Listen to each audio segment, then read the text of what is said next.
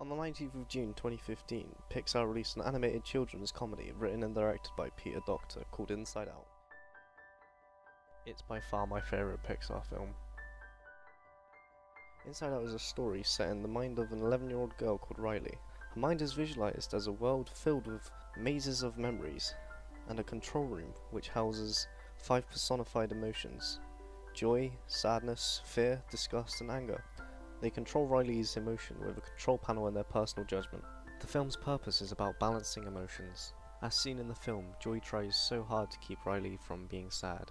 She tries so hard, in fact, that sadness never gets a chance to blow off some steam. Which is what Inside Out teaches us, that bottling up emotions is unhealthy. But it takes 1 hour and 10 minutes of our time for Joy to realise this. Inside Out's opening scene establishing shot is of Riley's head, as the story is primarily set within her mind. The majority of films follow a similar narrative structure called Todorov's theory, which basically suggests that stories have 5 main events, these being equilibrium, disequilibrium, recognition, restoration, and new equilibrium. The equilibrium within Inside Out is their move from house to house, as this is what is normal to her at the time.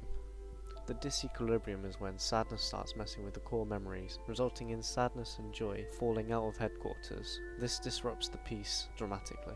The recognition is soon after, when they start to devise a plan to get back to headquarters before things go bad. The restoration consists of their long journey back to headquarters, as Joy learns from sadness about teamwork, and Joy finally sees sadness's worth as an emotion. The new equilibrium is when they finally manage to get home and start to work as a team.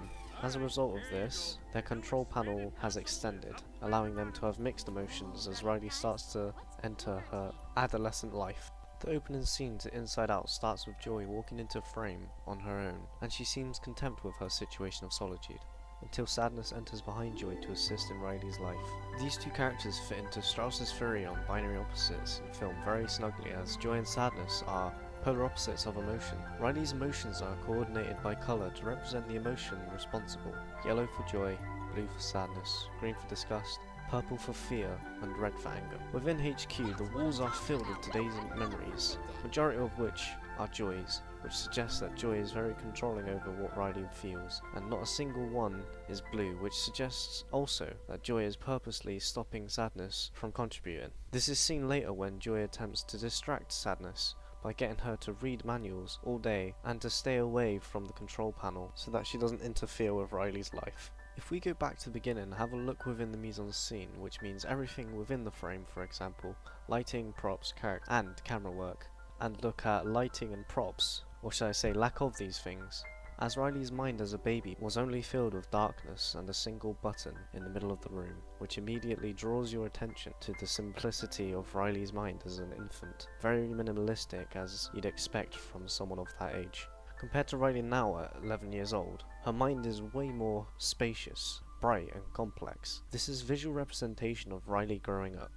In conclusion, Peter Docter's Inside Out is a children's comedy set in an 11-year-old's mind, where Todorov's theory plays out between Strauss's binary opposites, joy and sadness, as they go on a quest to return home. Along the way, Joy realizes that sadness is an important member of their team, and that she had been very selfish up until now. For example, the wall of today's memories, Joy preventing sadness from using the control panel.